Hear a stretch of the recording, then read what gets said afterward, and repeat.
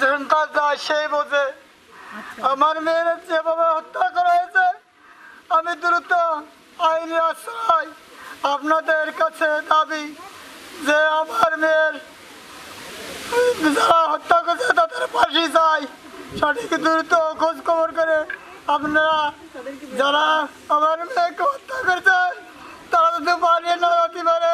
এই শিশু হত্যার জঘন্যতম শিশু হত্যার বিচার দ্রুত তদন্ত সাপেক্ষে করা হোক এবং অভিভাবকদের যে ভীতির সৃষ্টি হয়েছে, ছেলে মেয়েদেরকে তাদের স্কুলে আসতে তাদের অনেক সমস্যা হচ্ছে, অনেকে গার্জেনরা আসতে দিতে চাচ্ছেন না। এই ভীতি, মাত্র 8 বছর বয়সের এই শিশুটি যেভাবে ধর্ষণের শিকার হয়েছে এবং তাকে মেরে ফেলা হয়েছে, আমি দ্রুত এই হত্যাকাণ্ডের বিচার দাবি করছি। প্রশাসন প্লাস মিডিয়া ভাই যারা আসছেন, আমি স্কুলের পক্ষ থেকে, ছেলেমেয়েদের পক্ষ থেকে, অভিভাবকদের পক্ষ থেকে আমি সুষ্ঠু বিচার দাবি করছি।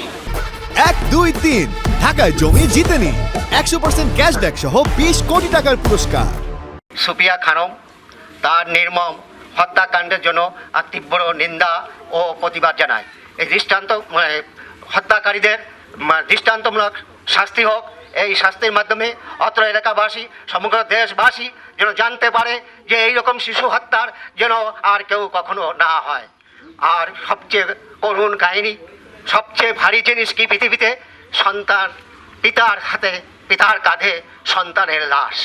আমরা আক্তার ভাইয়ের সেই কাঁধে সন্তানের লাশ, এতে কি ভারী, এরা আমরা তাকে সান্ত্বনা দিয়ে বোঝাতে পারবো না। এই জন্য আমরা তাই দ্রুত বিচারের দাবি জানাচ্ছি।